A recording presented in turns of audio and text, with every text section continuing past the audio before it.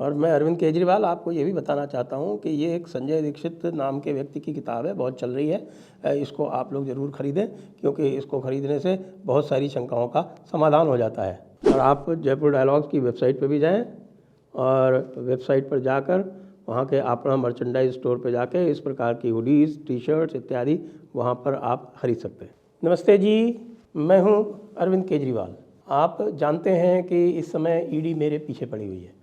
अब देखिए, ये ईडी जो है, मैंने इसको बोल दिया है कि ईडी ने जो भी समन भेजा है वो बिल्कुल गलत है, और मेरे वकीलों ने कह दिया है। अब आप जानते हैं कि मेरे वकील जो हैं वो किसी भी जज से ऊपर हैं, क्योंकि मेरे वकीलों को मैंने ट्रेन किया हुआ है।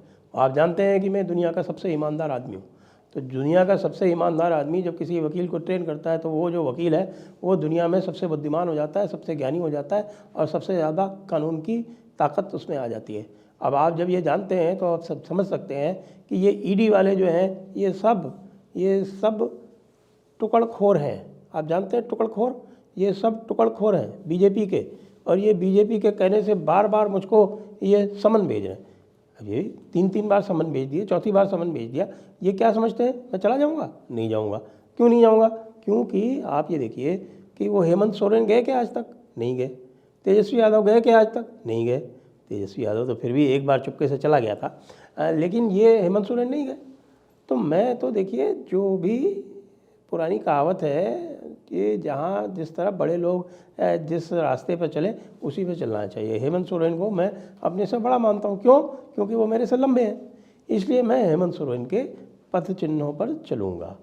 तो अब आप ये देखिए कि ये जो बीजेपी वाले हैं ये सबसे दुष्ट लोग हैं पूरी दुनिया में। क्यों? क्योंकि ये मेरे पीछे लगे हुए हैं। मैं सबको बता चुका हूँ कि मैं दुनिया का सबसे ईमानदार आदमी हूँ।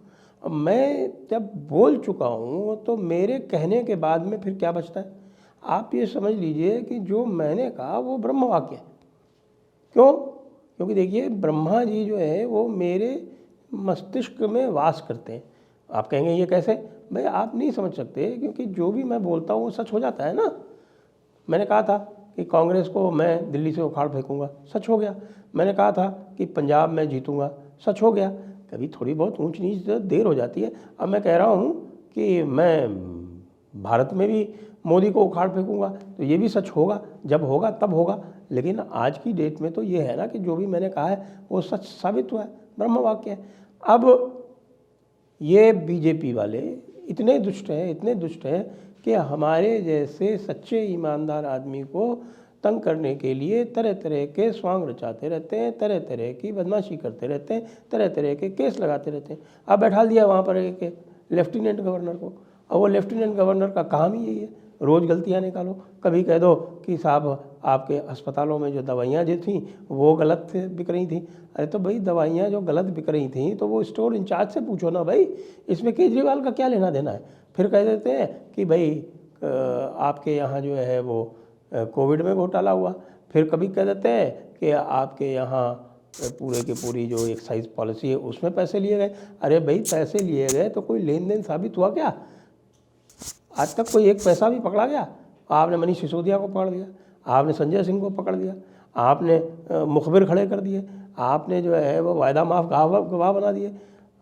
अरे ये दिनेश अरोड़ा और रवि नायर और ये आपका सर्वेश तिवारी वगैरह, ये कौन लोग हैं? ये सब बीजेपी के प्लांटेड लोग हैं। आपको पता नहीं होगा कि जिनको इन्होंने वायदा माफ गवाह बनाया है, इनको सबको इन्हीं बीजेपी वालों ने मेरे यहाँ प्लांट किया था। और इतना अच्छा प्लांट किया था कि भाई इन्होंने ऐसा काम तगड़ा कर दिया कि मनीष सिसोदिया जो है और उसके नाम पे इन्होंने गवाहियाँ दे दी, मनीष सिसोदिया को पकड़ लिया। और अब आप जानते हैं हमारी जुडिशरी कैसी है। हमारी जुडिशरी जो है वो ऊपर देख के चलती है। अब मनीष सिसोदिया को वो छोड़ नहीं रहे, तो उसको जो है सबूत के रूप में ले रहे हैं कि चूंकि मनोज सिसोदिया नहीं छूट रहा है इसलिए तो ये एक एक्साइज वाला केस जो है वो सच होगा। अरे ऐसे होता है क्या? आपको सबको पता है कि मैं कट्टर ईमानदार हूँ। आपको सबको पता है कि इतनी सर्दियों में मैं विपासना में गया हुआ था। विपासना कौन करता है? अब आप ये समझिए कि विपासना कौन करता है। भाई, विपासना वही कर सकता है जो एक आत्मिक अनुभूति से भरा हुआ हो। ये हर एक के बस की बात नहीं है। और यदि विपासना आपने ज्वाइन भी कर ली, विपासना का पूरा कोर्स आपने कर लिया, तो ये स्वयं में प्रमाण है कि आप आत्मिक चेतना से, सच्चाई से, ईमानदारी से भरे हुए हो। आपको दिखती नहीं। मेरी चेहरे पे जो चमक है, वो चमक इस बात की प्रतीक है कि मैं कट्टर ईमानदार आदमी हूँ। आप कल को कह देंगे कि भाई प्रियंका गांधी के चेहरे पे भी वही चमक है। नहीं, ये तुलना जो है, ये कंपैरिजन बिल्कुल ठीक नहीं है, क्योंकि भाई मैं तो फिर आप जानते हैं ये लोग बाकी कहाँ ठहरते हैं, कहीं नहीं ठहरते मुकाबले में। अब ये लोग चाहते हैं कि भाई मैं इनके कहने से चलूँ।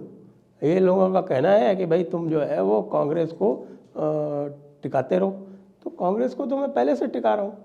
अगर कांग्रेस को टिकाना ही कोई शर्त है, तो कांग्रेस को जितना मैंने डैमेज किया है बीजेपी वालों, उतना किसी और ने कभी डैमेज किया ही नहीं है। अब ये भी बात इनकी समझ में नहीं आती, और बातें करते हैं और फिर मेरे को फंसाने की कोशिश करते हैं। अरे भाई, लिकर में आपने फंसा दिया, और हमारे मनीष सिसोदिया और संजय सिंह को जेल भेज दिया। उसके पहले सत्येंद्र को फंसा दिया, उसको जेल भेज दिया। अब जो है वो और दूसरों के चक्कर में पड़े हुए हैं।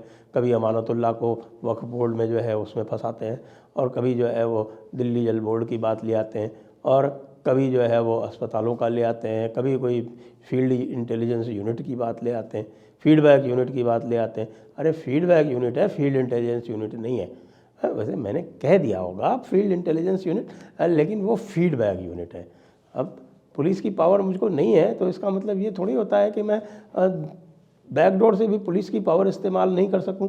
आखिरकार मैं अपने दुश्मनों की खबर नहीं रखूंगा, तो फिर मैं आगे चलूँगा कैसे? मैं तो देखिए सच्चा ईमानदार आदमी हूँ, इस देश का सच्चा व्यक्ति हूँ, इस देश के प्रति सच्चाई से, निष्ठा से जुटा हुआ हूँ। इसीलिए मैं चाणक्य नीति में विश्वास रखता हूँ, और चाणक्य ने कहा है कि अपने दुश्मनों के ऊपर जो है वो जासूसी करो। अब क्या बीजेपी मुझे ये बताएगी कि वो सच में हिंदुत्ववादी पार्टी है या नहीं है? यदि वो सच में हिंदुत्ववादी पार्टी है, तो मुझको चाणक्य नीति पर चलने से क्यों रोक रही है? मुझको चाणक्य नीति पर चलने से रोकने के लिए उन्होंने और भी बहुत सारे आरोप कर दिए। शीश महल, अजी शीश महल क्या होता है? शीशे का महल? कोई भी जाके देख ले, जो भी फ़ोटो वोटो छपी है, जो ये टाइम्स नाउ भारत ने छापी है, टाइम्स नाउ ने जो किया हुआ है, ये तो आप जानते हैं, ये मीडिया वाले तो जो सत्ताधारी पार्टी होती है उसके पेरोल पे होते हैं, ये भी उनके पेरोल पे, और पेरोल पे होके और इस तरह की जो खबरें छापते रहते हैं। आपने जो फ़ोटो इन्होंने छापी है उस पर देखा आपने, वो शीश महल दिखता है आपको? न तो वो कास्ट महल है, ना शीश महल है, वो तो कंक्रीट का महल है। और कंक्रीट के महल को यदि शीश महल कह दिया, तो इसी मामले पे, इसी बात पे इनका झूठ साबित हो जाता है। मैं मुख्यमंत्री हूँ, दिल्ली जो है वो देश की राजधानी है, देश की नाक है, और उस नाक की रखवाली मैं करता हूँ मुख्यमंत्री के रूप में। और उस नाक की रखवाली करने वाले को एक ढंग का बंगला भी नहीं मिले, ये भी कोई बात है? आप लोग कहते हो कि भाई पहले आप ऐसे किया करते। अरे भाई, प्रकृति भी विकासशील है और व्यक्ति भी विकासशील होता है। और आपने डार्विन का एवोल्यूशन का सिद्धांत नहीं सुना? केवल व्यक्ति के शरीर में ही विकास नहीं होता है, व्यक्ति जब पैदा होता है, जब तक मरता है, उसका जो मानसिक विकास है वो लगातार होता रहता है। तो मेरा भी मानसिक विकास हो गया। आपको याद होगा भाई, मैं कभी कहता था कि मैं कभी पॉलिटिक्स में नहीं आऊँगा, मैं आ गया ना, ये मेरा विकास ही तो है। मैं कभी कहता था कि मैं कांग्रेस के साथ ज्वाइन नहीं करूँगा, ज्वाइन कर लिया ना, ये भी विकास ही तो है। मैं पहले कभी कहा करता था कि जिसके ऊपर किसी भी प्रकार का आरोप लग जाए उसको इस्तीफ़ा दे देना चाहिए, अब नहीं कह रहा हूँ ना, ये भी तो मानसिक विकास ही तो है। अब इस मानसिक विकास को जो है बीजेपी वाले इसका मजाक उड़ाते हैं। अरे तक बीजेपी वालों, तुम लोगों का यदि इतना मानसिक विकास हो गया होता तो तुम पता नहीं आज कहाँ के कहाँ होते। चूँकि तुम्हारा मानसिक विकास नहीं हो रहा है, इसलिए तुम मुझसे जलते रहो, इससे कोई फ़र्क थोड़ी पड़ने वाला है। लेकिन भाई, मैं किसी भी तरह से सरेंडर नहीं करूँगा, गिव अप नहीं करूँगा, मैं लड़ाई लड़ता रहूँगा, सम्मान का जवाब नहीं दूँगा, जेल जाना होगा तो जेल चला जाऊँगा, अपनी पत्नी को मुख्यमंत्री बना सकता हूँ और आतिशी को बना दूँगा। अभी आतिशी, अब समझ लीजिए कि मैं आतिशी में ही हमारी श्रीमती जी का चेहरा देख लिया करूँगा, उसमें क्या समस्या है? अब मैं किसी को भी बना दूँ, कोई भी करूँ। बीजेपी वालों को क्या है? बीजेपी वाले जो हैं ये बिल्कुल ठीक लोग नहीं हैं। आप ये देखिए कि ये देश को कहाँ ले जा रहे हैं। ये देश को पूरी तरह से गलत में ले जा रहे हैं। क्यों गलत में ले जा रहे हैं? क्योंकि ये देश के विकास की बात करते हैं, मानसिक गुलामी से छूटने की बात करते हैं। यही दिन देखने के लिए नेहरू जी ने हमको आज़ाद करवाया था क्या? गांधी जी ने यही शिक्षा दी थी क्या?